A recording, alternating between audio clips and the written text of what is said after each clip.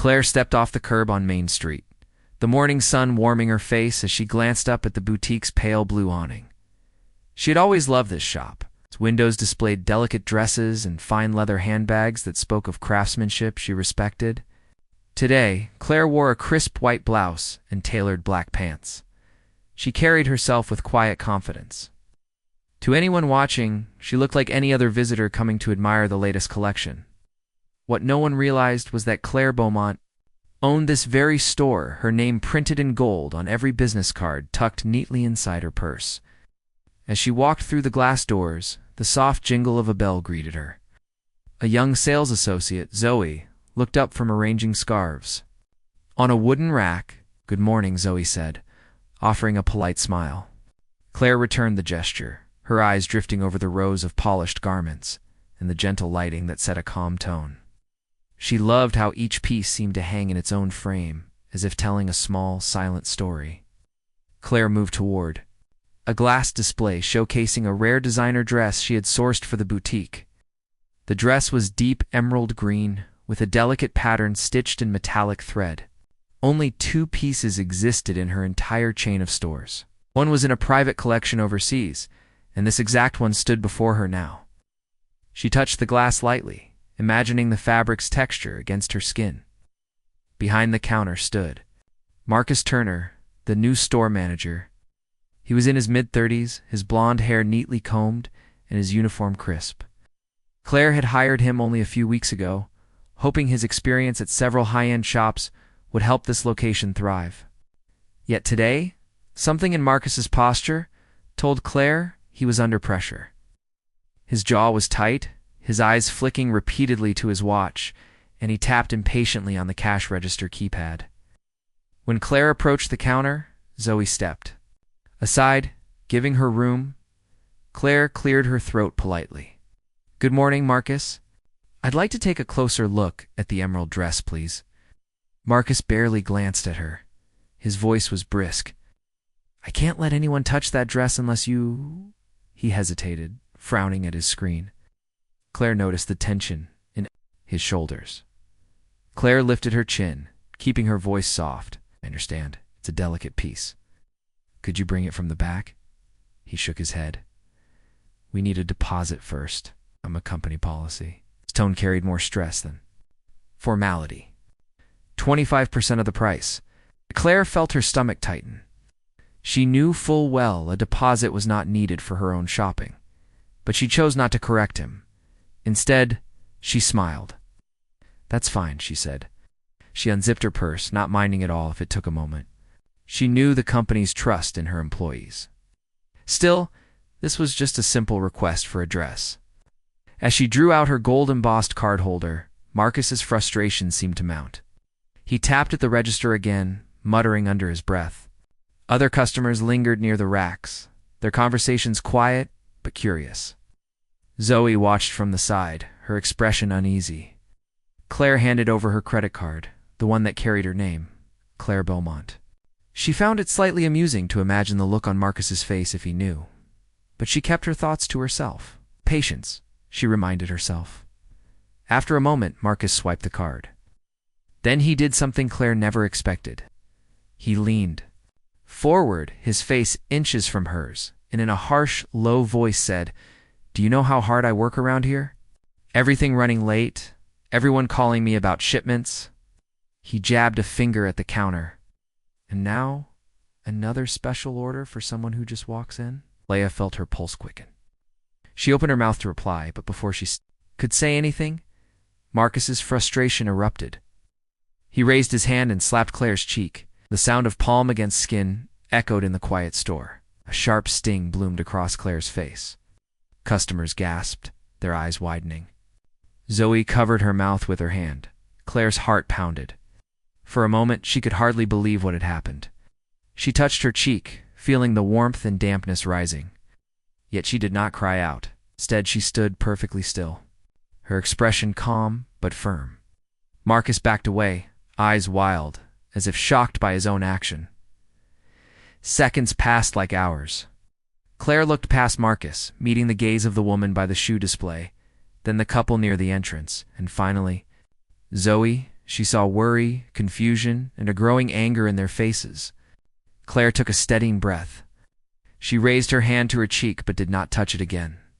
She reached into her purse and withdrew a business card, the one she kept for emergencies like this. She held it out to Marcus with one smooth motion. He stared at it as though it were a foreign object. The card was heavy, cream-colored, with gold foil letters that spelled out her name and title, Claire Beaumont, founder and CEO. Beneath it, the boutique's logo shone in the same metallic hue. "Mr. Turner," Claire said, her voice clear and controlled, "I believe you wiped tears from my cheek." She passed the card across the counter with deliberate calm. "My name is Claire Beaumont. I own this store." Marcus's mouth fell open. He reached out, fumbling for the card. His face turned pale. The customers shuffled closer, murmurs rising. So he stepped forward and nodded toward the card. "That's Ms. Beaumont," she whispered. Claire continued without haste. "Your duty is to serve customers with respect, not to allow your stress to harm them." She spoke softly but with unwavering authority. "I expect you to report to headquarters for a full discussion of your conduct." Marcus sank onto a stool behind the counter, his hand trembling as he held the card. His eyes darted to the door, to the frightened faces around him, and back to Claire. He whispered, She did not shout or demand more apologies. She simply regarded him for a moment, letting the weight of her gaze settle on him. Then she slipped her card back into her purse. "I'll be speaking with corporate. For now, please step aside." Zoe guided Claire to a nearby velvet chair. Claire sank into it, covering the wetness on her cheek with a handkerchief she pulled from her purse. She inhaled slowly, letting the calm return. Around her, the boutique hummed with a different energy now, a mix of relief and anticipation, as employees and customers alike realized that change was coming. From her seat, Claire looked up at the high ceiling and the display of soft fabrics. She thought of how often people judged a book by its cover. Marcus had seen a woman in business clothes and assumed she was just another demanding customer. She had let him fumble. But now he knew. Now everyone knew. Claire considered how she would approach the next steps. She would address the board, propose new training, and ensure every store manager understood the true meaning of leadership. She would show them that power without compassion was worthless. And she would demonstrate that respect was not a privilege, but a right for every person who walked through her doors. As she sat in that quiet moment, surrounded by beauty, but marked by violence, Claire felt a familiar resolve. She had built her empire on hard work, fairness, and vision. She would not let one man's anger tarnish what she had created. Instead, she would use this moment to strengthen her company's values. Across the store, Marcus remained at the counter, head bowed, consumed with guilt. Claire pictured him learning a lesson that would stay with him longer than any sales chart or late shipment. She trusted that he would understand in time that true leadership required humility and empathy. Claire wiped her cheek one last time, set the handkerchief aside, and rose from the chair. She straightened her blouse, smoothing out any sign of disarray. She walked toward the counter, her steps firm but unhurried.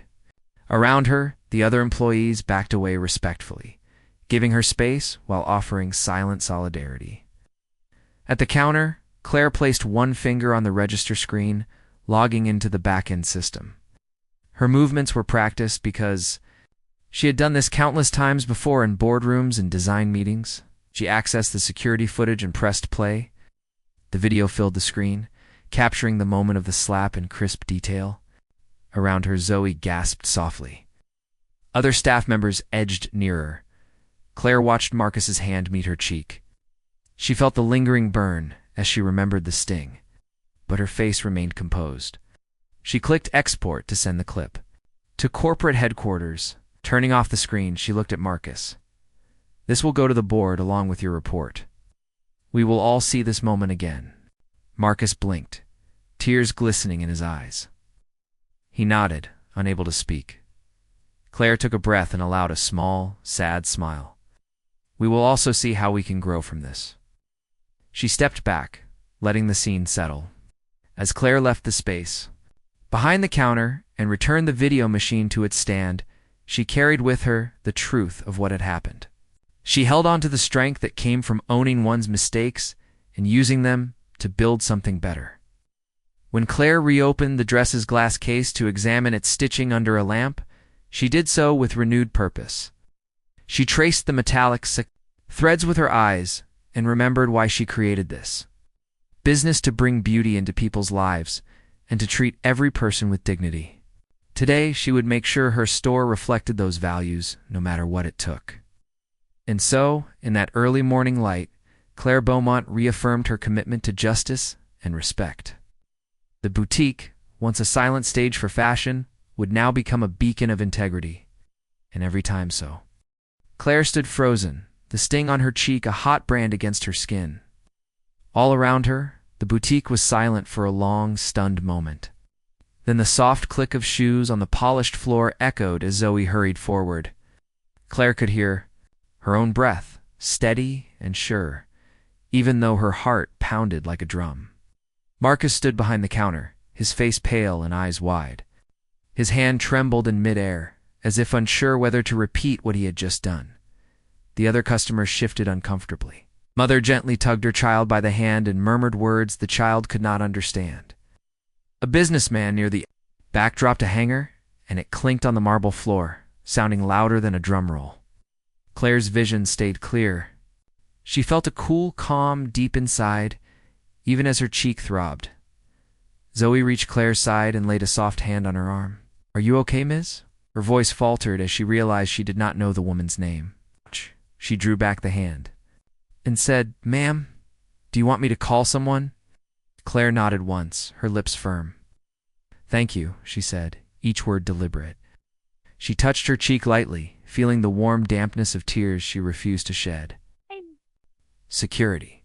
Zoe darted away as if she might vanish into thin air, and Claire turned her gaze to the small crowd of shoppers. No one moved to help her. They stood in a loose circle, whispering among themselves. One woman clutched her purse so tightly that her knuckles were white.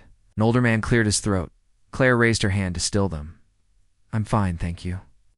Her voice was calm, but carried authority. "Security, please." Moments later, 2 uniformed guards appeared at the door. They wore dark jackets with the company logo stitched above their pockets. One guard, a tall young man, glanced at Claire's wet cheek and frowned. "What happened here?" he asked.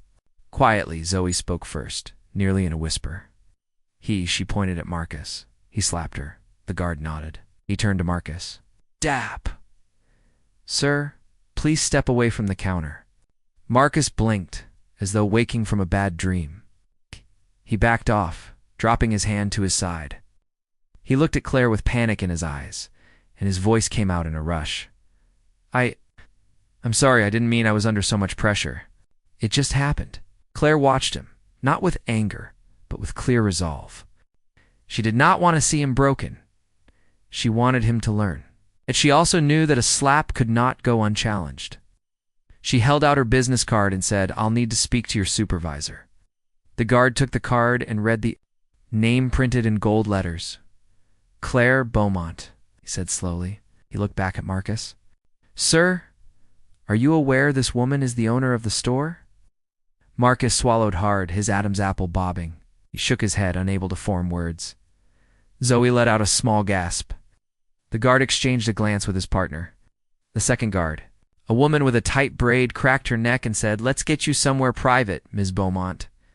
She offered Claire her arm. Claire hesitated for just a breath, then allowed the guard to guide her toward the back office. As she walked, she noticed how the store seemed to shrink around them. Dresses that looked lovely a moment ago now felt heavy and inaccessible behind their glass cases. She could feel the heat of her cheek against the cool air in the back office. Zoe closed the door behind them. The room was small, with a desk piled high with invoices and fabric swatches pinned to a corkboard. A single window looked out onto an alley, its view blocked by an air conditioning unit. Claire sank into a leather chair, the kind she had once chosen herself when she designed the boutique's interior. The leather was cool beneath her skirt. The guardwoman took a tissue from a box on the desk and offered it. Claire accepted and dabbed at her cheek. She found only a single tear that had managed to slip free. She pressed the tissue gently, then folded it and tucked it into her purse. She did not want pity. She did want respect. Marcus appeared in the doorway, his shoulders slumped. He cleared his throat. "Ms. Beaumont, I don't know what to say." His voice shook. Claire looked up at him. His face was drawn, his eyes rimmed with worry. She recognized the cost of wrongdoing. She knew that a single moment could change a person's life, but she also believed in second chances. She sat quietly, waiting for him to continue. He took a deep breath and stepped fully into the room. His shoes squeaked against the tile. "I lost my temper, I'm sorry. You didn't deserve that." He bowed his head and ran a hand through his hair. "I've been under so much stress. I let it get the better of me." Claire leaned back in her chair. She studied his face.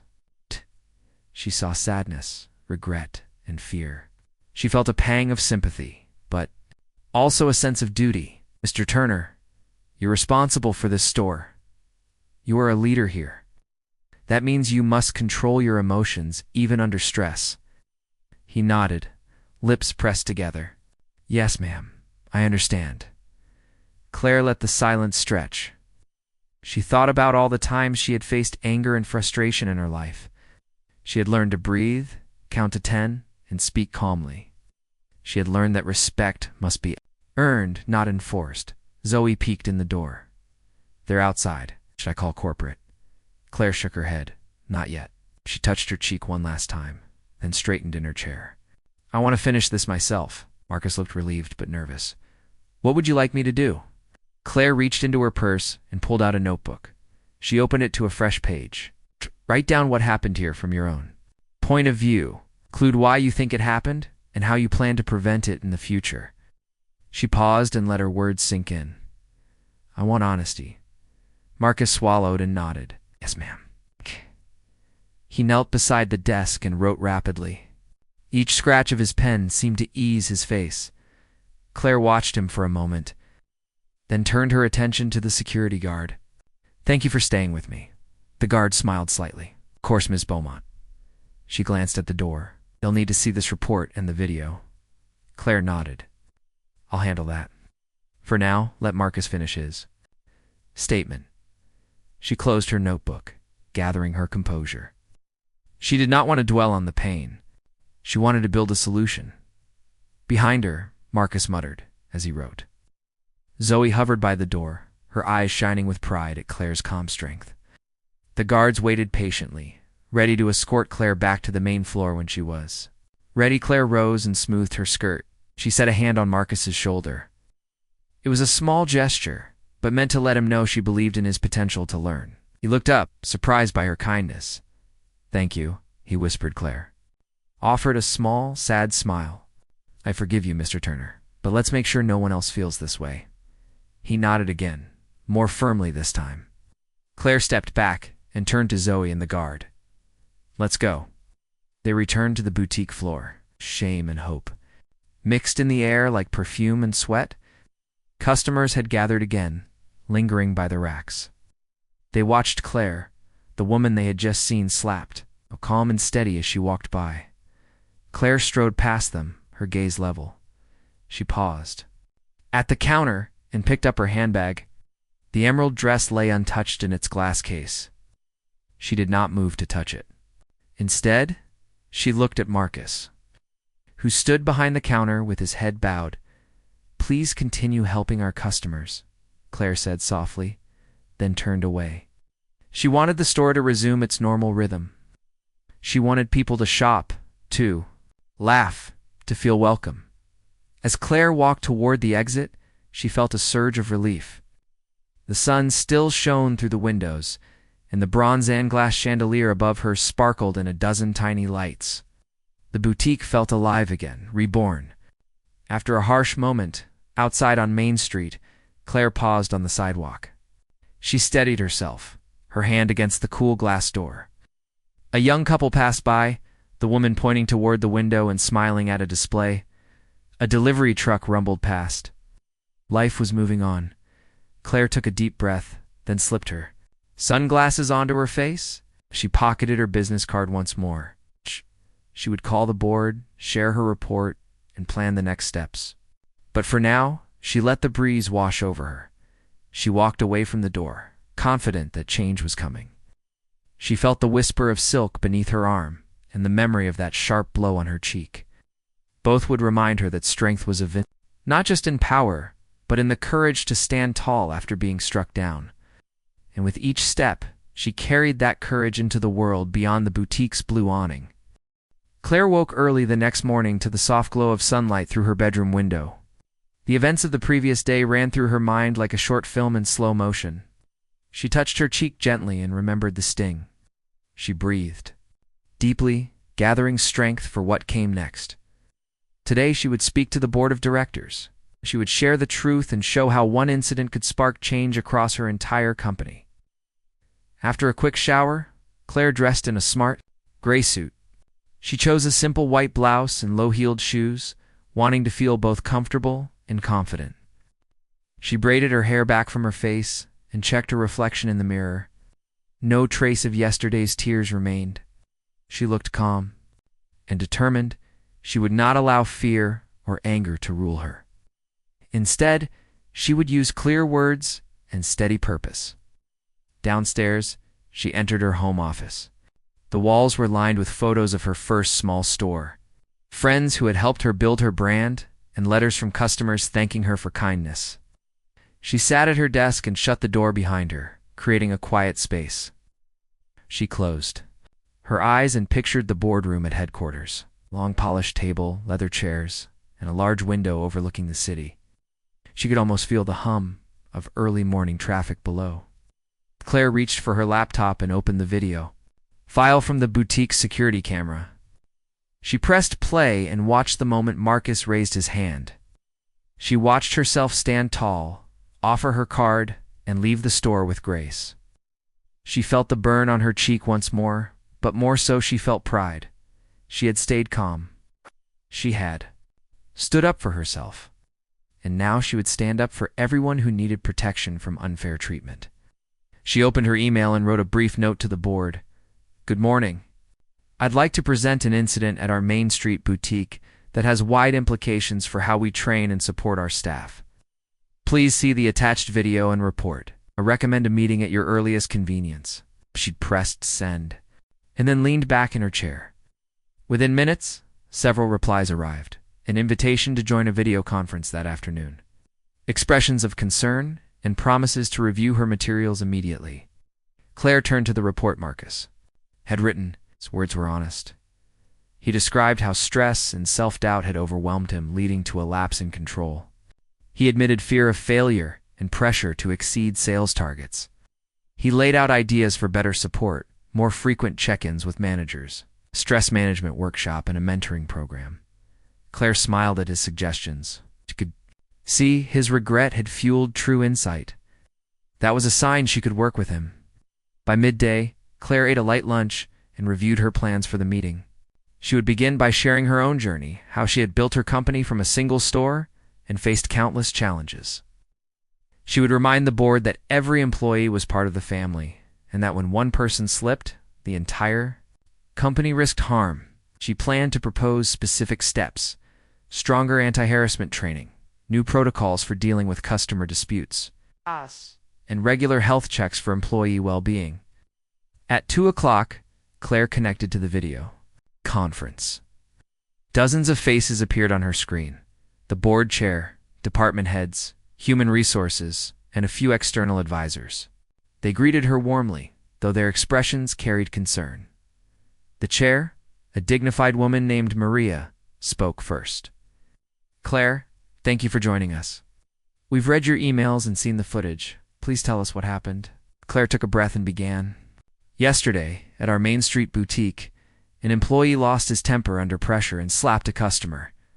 She paused, letting the weight of the words sink in. That customer was me. I did not identify myself at first. Wanted to see how our policies played out in real life. She watched nods around the room. Many looked surprised by her confession. She continued, I was slapped because our manager, Marcus Turner, felt overwhelmed and took it out on me. That should never happen. We failed our customer and our employee. She played the video clip. The sound of the slap echoed softly through everyone's headphones. Faces went pale. When it ended, Claire said, "This shows the moment empathy. Failed here. We have strong policies on paper, but we need to live them every day." She then displayed Marcus's report. He has shared valuable insight. He recognizes his mistake and offers suggestions. But we need system-wide changes. Claire outlined her proposals. She suggested a quarterly workshop on stress management and emotional intelligence. She asked for a new diversity and inclusion officer to be hired and given authority to audit every store. She recommended a peer support network for managers to share challenges and solutions. And she emphasized the need for clear escalation procedures when a staff member felt under too much stress to serve customers well. She watched as questions and comments appeared in the chat window. One executive asked about costs. Claire responded that the investment would be minor compared to the cost of lost customers, poor publicity, and potential legal fees. Another asked how to measure success. Claire proposed regular surveys of both employees and customers, asking about respect, safety, and support. She said she would personally review every report for the first 2 quarters to ensure follow-through. When she finished, the room was silent for a moment. Then Maria spoke. "Thank you, Claire. This is exactly the leadership we need. I applaud your courage in coming forward and your vision for the future. Let's move quickly to put these plans into action." Several board members nodded in agreement. Emails pinged as they agreed to schedule follow-up tasks and assign teams. Claire felt relief and excitement. She ended the call with a few final points: that she would travel to Main Street to personally lead the first training session, that she expected regular updates, and that she trusted Marcus and all staff to grow from this. She closed her laptop and sat back, a smile spreading across her face. She had turned a painful moment into a positive turning point. Later that week, Claire arrived at the boutique before opening time. She swept through the empty store, the polished floors reflecting the morning light. Marcus stood by the counter, waiting nervously, looked at her with wide eyes but also with determination. He had finished his required training and had prepared to speak to the team. Claire placed a hand on his shoulder. "Thank you for being ready," she said softly. A small group of managers and staff gathered around. Claire introduced the day's agenda, a workshop on emotional intelligence, led by an external coach, followed by a session with human resources on harassment policies, and concluding with a group discussion led by Marcus about how to handle stress. Marcus stood in front of them and spoke in clear, honest words about his experience. He admitted his mistake, apologized again, and shared how he would use breathing techniques and peer support to prevent a repeat. The staff listened, some with tears in their eyes, others with thoughtful nods. Throughout the day, Claire watched as people engaged in role-playing exercises. They practiced calm responses to angry customers and supportive conversations when someone felt overwhelmed. They shared stories of tough days and offered each other tips. The atmosphere shifted. By the afternoon, laughter mixed with learning as participants grew more comfortable. Claire felt a glow of pride. She saw her own values reflected in her team's readiness to change. At the end of the day, Claire stood before the group and spoke. "Today we learned that mistakes happen. We are human. But we also learned that we can respond with empathy, understanding, and action. We will carry this spirit forward. Every customer, every colleague deserves respect." She looked at Marcus, who offered a confident nod. She looked at Zoe, who smiled shyly. She looked at every person there, knowing they would share these lessons with every store across the country. That evening, Claire returned home tired but fulfilled. She thought of how this single event had become the seed of a stronger culture. She smiled as she remembered the genuine smiles of her team and the sound of open conversation in a space that had once felt heavy. She knew there was more work ahead, but she felt ready, because she had turned her own pain into purpose. And so Claire Beaumont showed the power of leadership rooted in dignity and care. She proved that even a moment of wrong could lead to a wave of right. In the days ahead, stories would spread about the boutique that became a model for kindness. As much as style, and everywhere Claire looked, She saw evidence that respect, once reignited, could shine brighter than any designer dress under a spotlight. Ask ChatGPT. Claire arrived early at the Main Street boutique the morning after the training session. The sky was pale with dawn, and a fresh breeze carried the scent of blooming flowers from a nearby park. She unlocked the door and flipped the sign to. Open, she noticed a small group of local reporters gathering on the sidewalk. They had cameras and microphones, eager to capture the story of the day before. Claire took a steadying breath. She had prepared for this moment, but nothing replaced the feeling of all eyes turning to her as she stepped out onto the sidewalk. A reporter from the city paper approached, pen and notepad in hand. Miss Beaumont, can we ask you a few questions? About yesterday's incident and today's training? Claire nodded and smiled politely, knowing the power of clear, honest words. Yes, she said. I'm happy to share how we're moving forward.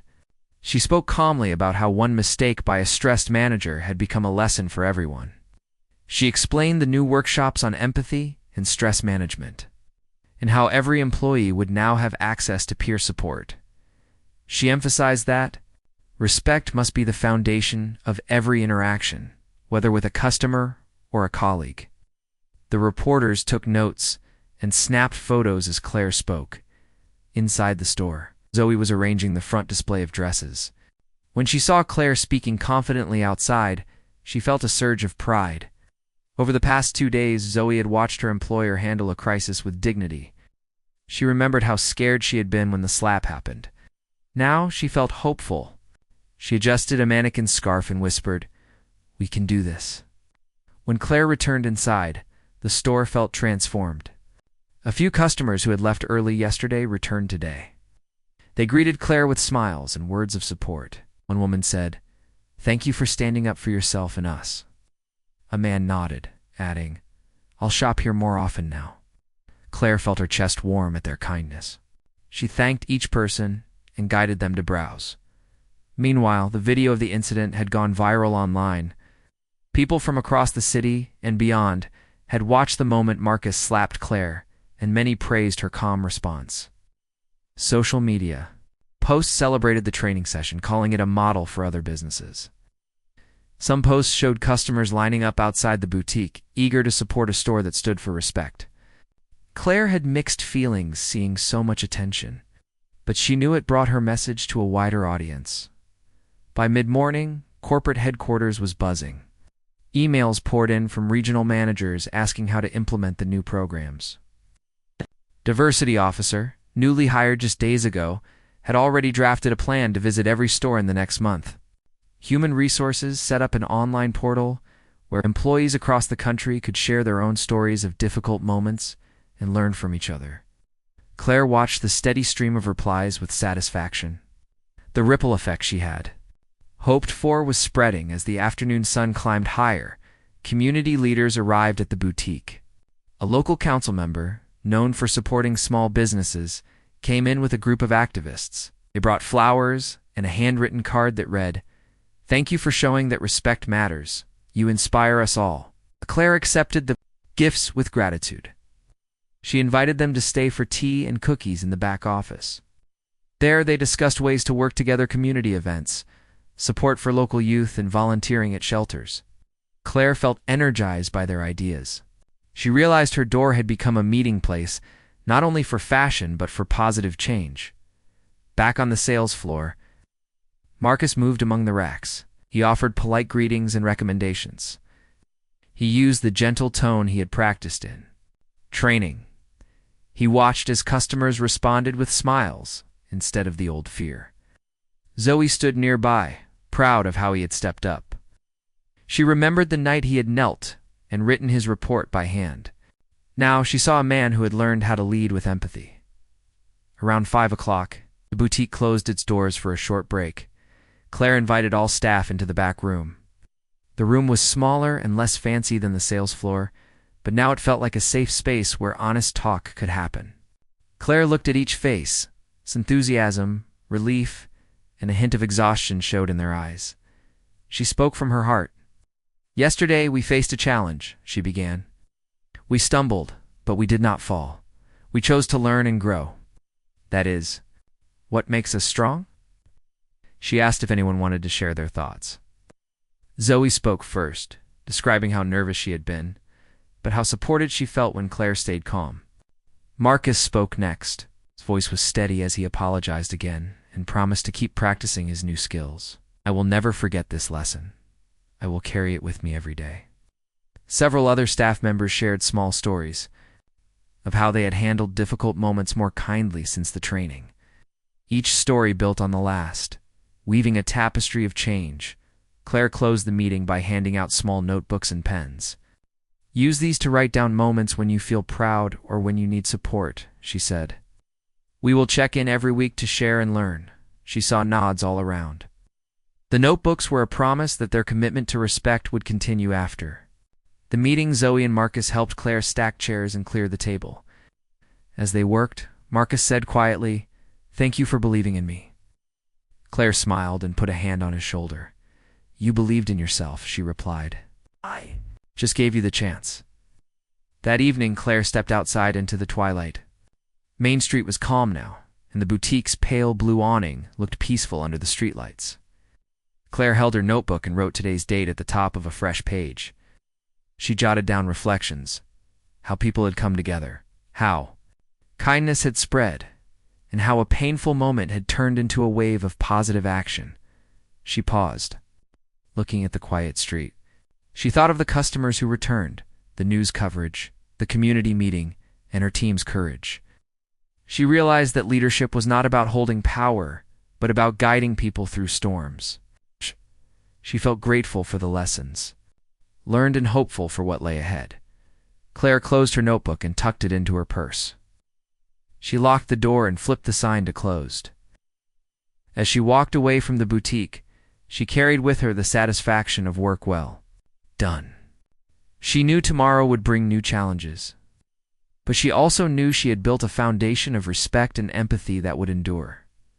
And so, as the stars began to appear overhead, Claire Beaumont walked down Main Street under soft lamplight, knowing she had turned a moment of hurt into a moment of healing, a moment that would ripple outward, touching lives far beyond the walls of her boutique. Claire arrived at the boutique early the next morning. The air was cool, and the sky was pale with the first light of dawn. She unlocked the door and stepped inside. The shop was quiet and still. The clothes hung neatly on racks, and the scent of fresh linen filled the air. Claire paused for a moment. She thought of how much this place had changed since the slap. It was no longer just a store. It was a symbol of respect and shared growth. She walked to the counter and saw Marcus already there. He stood with a cup of coffee in his hand, his posture steady. Claire smiled at him. "Good morning," she said softly. Marcus returned the smile. "Good morning, Ms. Beaumont." He set the coffee down and offered her a warm mug. Claire accepted it gratefully.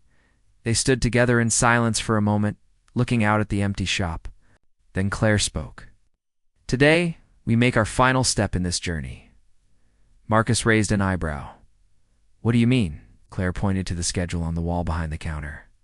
A new sign read, "Weekly Empowerment Circle." Under it was a list of topics: stress check-in, sharing moments of pride, open feedback, and small group coaching. "This circle will meet every week," Claire explained. "It will keep us connected, honest, and growing." Marcus nodded. "I like it." Claire took a breath. I also want to thank you in front of the whole team. You look surprised. "I've learned so much from you," Claire said. "Your honesty showed us the power of admitting mistakes. Your effort to improve showed us the value of humility." Marcus's eyes filled with gratitude. "Thank you," he whispered. At 9 o'clock, the staff gathered for the first weekly circle. Zoe brought in chairs and water. Others carried notebooks and pens. Claire looked around at the faces she had come to trust. She felt warmth in her chest. She had built this team, but now it felt like a family. Claire began, "When I first started this company, I believed in quality fabric and fine design. I thought success meant beautiful clothes and high sales. But you all have taught me that success means respect, empathy, and shared purpose." She paused, letting her words sink in. "I am proud of how far we have come." Zoe spoke first. She described a moment when a customer had been upset about a missing size. Zoe had remembered the breathing technique from training. She had calmed the customer and found a solution. She left smiling, Zoe said, and I felt proud. Others nodded, adding small stories of kindness they had shown to customers and each other. Some had helped a coworker whose family member was sick. Others had shared tips on balancing work and rest. Each story felt like a brick in a stronger foundation. Finally, it was Marcus's turn. He cleared his throat. I want to say thank you, he began. I lost control and hurt someone I respect. But I used that moment to learn. I learned that leadership is not about power. It is about service. He looked at Claire. He showed me how to lead with kindness. The room broke into gentle applause. Claire stood and held up her hand to quiet them. Thank you, Marcus. Thank you all. She reached into her purse and pulled out a small box. Inside were custom pins shaped like the boutique's logo. These pins are our reminders, she said. When we wear them, we promise to act with respect and care. She walked among her team, pinning each lapel. When she reached Marcus, she paused and looked him in the eye. You deserve this, she said. He took a steady breath and accepted the pin. After the circle, customers began to arrive. The bell above the door jingled, and laughter filled the shop. Claire watched as Marcus greeted each person with a genuine smile. Zoe showed a young woman the perfect scarf. Other staff members helped with fitting and style advice. There was a lightness in the air, a sense that this place was more than a store. It was a community where people felt valued. Claire moved to a corner of the shop and opened her notebook. She wrote today's date at the top of a fresh page. Then she wrote 3 simple goals. Continue the weekly circles. Expand peer coaching to all stores, and share our story with the wider community. She paused and read her words. They felt right. They felt like the next step in their journey. At lunchtime, Claire stepped outside for fresh air. She walked down Main Street and saw people pausing by the shop window. They smiled as they read a poster announcing a charity event the boutique would host for a local shelter. Claire had decided to give back. Today, she would plan the details. In that moment, she felt the thrill of purpose. Back inside, she gathered her team. I have an idea, she said. She described the charity event, a fashion show with a donation drive for coats and blankets. She asked for volunteers to help plan music, refreshments, and promotion. Hands went up eagerly. Zoe suggested a social media challenge. Marcus offered to reach out to local news. The team buzzed with excitement. Claire felt her heart swell. This was exactly what she wanted, a space to serve, connect, and inspire. Over the next hour, they set dates, assigned roles, and sketched invitations. When they finished, Claire looked at the happy faces around her. She thought back to that sharp moment when she had faced violence and fear. Now she saw kindness, hope, and unity. She knew their work would continue. She knew they would keep learning and growing. At the end of the day, Claire closed the boutique. She took a moment to lock the glass door and look back inside. The racks were neat. The lights were warm. The space felt alive with possibility. She slipped the closed sign into place and turned away.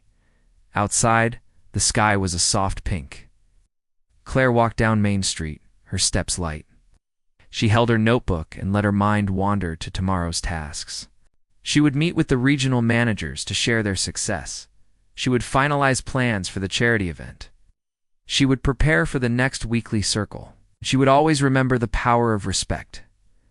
As she neared her car, Claire paused and looked at the boutique's blue awning in the fading light. She thought of the woman she had been and the leader she had become. She felt pride that was gentle, like a soft fabric against the skin. She felt gratitude for the people who had come together to turn pain into purpose. Claire climbed into her car and started the engine.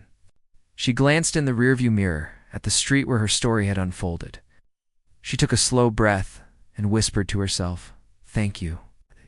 Then she drove away, ready for whatever tomorrow would bring.